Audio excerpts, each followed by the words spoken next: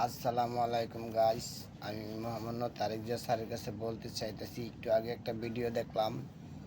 আপনার auto rickshaw ভাঙচুর করলো পাবলিকে ভাঙচুর করলো আমাদের প্রশাসন, সরকারি গাড়ি। আরেক মেয়ে বলল, দেখলাম আরেক ম্যাডামে বলতে চাইতেছে যে আমরা এত এত টাকা দিয়ে মেট্রো রেল তৈরি করলাম, ঢাকা শহরের ভিতরে কোনো অটো রিক্সা থাকবে না। ভালো কথা, অটো রিক্সা থাকবে না, ভালো কথা। আর পরবর্তীতে বলছে যে কোনো রাস্তাঘাটে কোনো প্রকার থাকবে না, এটাও ভালো কথা। অটো রিক্সারা কি এই ময়লা খায়া থাকবো? ময়লা ময়লা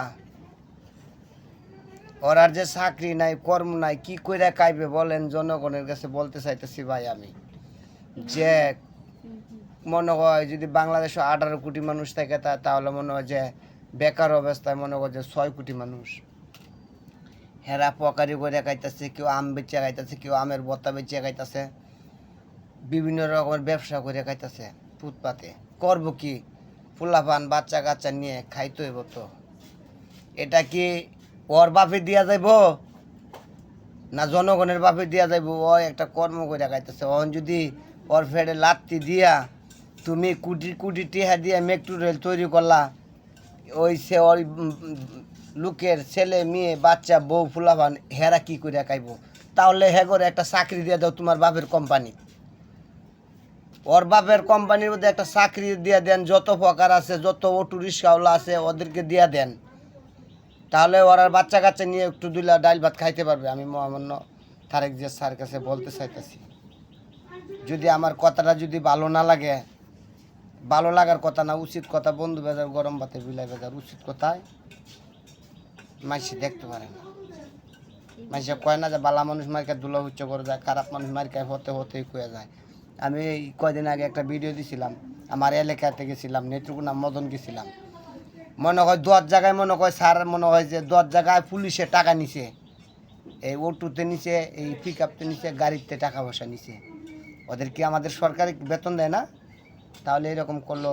আজকে আবার দেখলাম যে পুলিশ প্রশাসনের গাড়ি সাধারণ অটোওয়ালা ভাঙচুর করতেছে। কি লাগিয়া?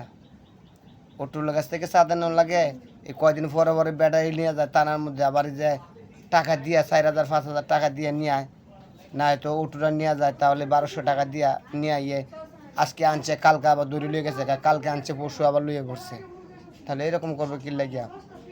তাহলে আমি মোহাম্মদ স্যারের কাছে বলি, আপনি স্যার বিবেচনা করে দেখেন যে গরিবের ফেরে লাত্তি দিয়েন না, ফকারের ফেরে লাত্তি দিয়েন না, সাধারণ অটোওয়ালার কাছে অটোওয়ালার ফেরে লাত্তি দিয়েন না স্যার, এগুলো কিন্তু ঠিক না।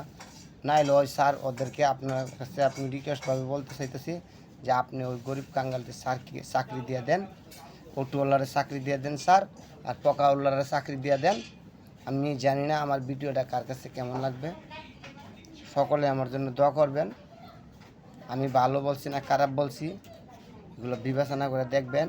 আর যে মেয়েটা বলছে ও হচ্ছে শিল্পপতির মেয়ে, এই যে মনে করেন যে একটা সাইন দিয়ে দেয়, এই 10,000 20,000 1 লাখ নিয়ে নেয়। আর এখন এরকম তো আমরা তো চুরি করতে পারি না, আমরা তো মনে হয় যে কর্ম করে ভাত খাইতে হয়, ডাইল ভাত আনো লাগে।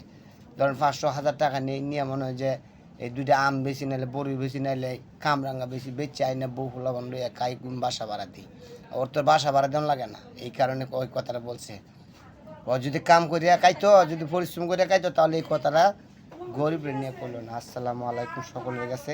যদি আমি কথাটা বলে থাকি, যদি ভুল ত্রুটি হয়, আপনারা আমাকে কমেন্টসটি লিখেন। আসসালামু আলাইকুম।